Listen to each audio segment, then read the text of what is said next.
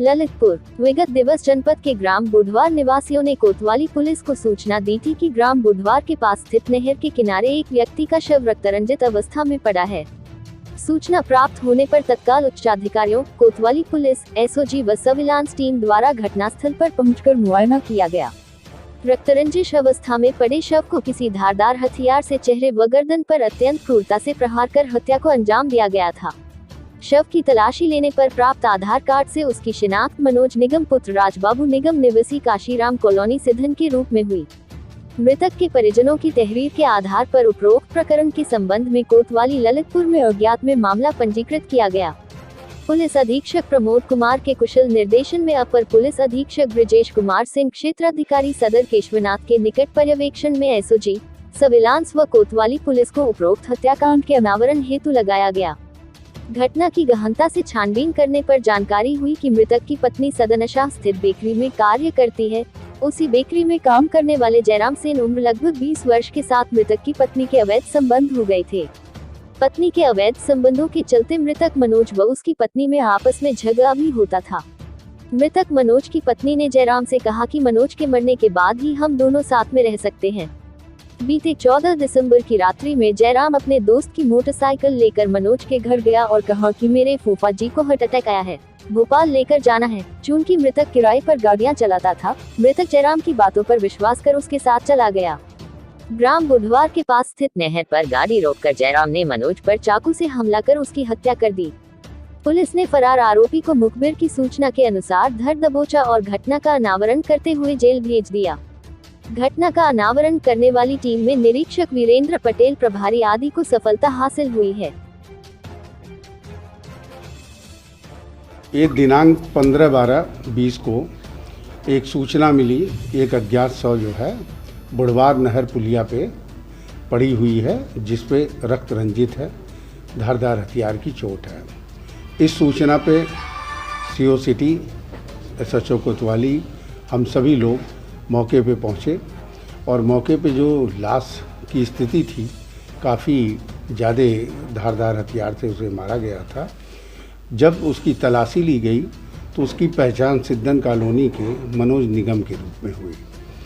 इस आधार पे हम लोग प्रथम दृष्टया ये एक्चुअल रंजिश का मामला दिखा कि कोई न कोई ऐसी रंजिश है जिसकी वजह से ऐसा हुआ है। हमारी 4 टीमें इसमें लगाई गई। सीओ सिटी के नेतृत्व में कप्तान साहब ने जो निर्देश दिया, तो मेरी एसओजी टीम, सर्विलांस टीम और इंस्पेक्टर कोतवाली, इन लोगों ने, मेरी चारों टीमों ने सीओ सिटी के नेतृत्व में लगातार इसमें प्रयास किया और प्रयास करने का फल ये रहा कि एक व्यक्ति जो जयराम सेन है वो पकड़ में आया और पकड़ में आने के बाद उसने बताया कि ये एक बेकरी में, जो कि सदन शाह के पास बेकरी है, उसमें काम करता है और मृतक की पत्नी भी वहाँ काम करती है। इसका लगाव हो गया और लगाव होने के परिणाम स्वरूप इसका कहना था इसके मन में बहुत ज़्यादा जलन हो गई और उस वजह से ये अपने दोस्त की मोटरसाइकिल मांग करके 14 दिसंबर की रात में इसको साथ में अपने कि हमारे मामा को हार्ट अटैक आया है, मेरे साथ चलो, ये साथ में ले गया और बुधवार मोड़ पे जो पुलिया है वहाँ ले जा कर के इसने धारदार जो हथियार था, चाकू था, उससे इसने प्रहार किया। प्रहार करने में उसने भी अपना बचाव किया, जिससे इसके हाथ में 2 जगह चोट आ गई। उस चोट का असर ये रहा कि जब ये मारने के बाद वहाँ से निकला है, मोटरसाइकिल का पेट्रोल ख़त्म हो गया। पैदल ही ये जा रहा था, रास्ते में करीब 200 मीटर तक कई जगह बूंद बूंद खून गिरे हुए थे।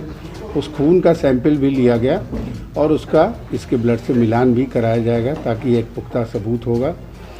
इसके द्वारा बताया गया कि जिस हथियार से हमने मारा था उसको नहर में पानी है, उसमें डाल दिया है।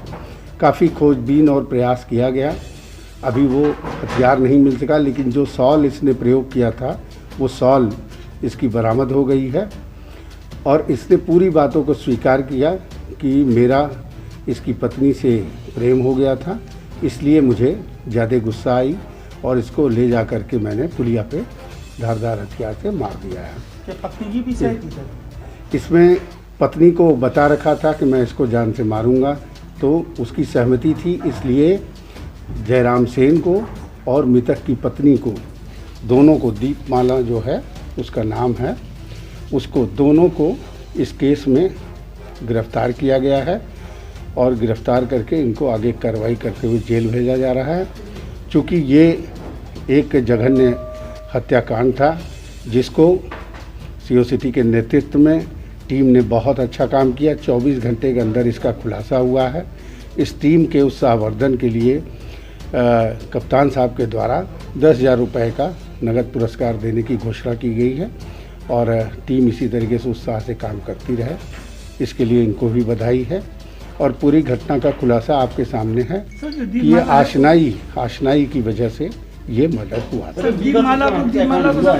सिंगल पर्सन एक ही आदमी उसने किया, कोई साथ में उसमें था? इससे काफ़ी पूछताछ की गई। इसके द्वारा ये बताया गया, मैंने किसी को बताया नहीं था, अपने साथ ही मोटरसाइकिल से ले गया और तुरंत ही गले पे चाकू से वार कर दिया। उसने बचाव किया तो इसके हाथ में 2 चोट आई, तो इसने कहा मुझे भी गुस्सा लगी, उसमें मैंने कई चोटें मारी, चेहरे पे, गले पे भी कई चोटें थी, पीठ की तरफ भी मारा था।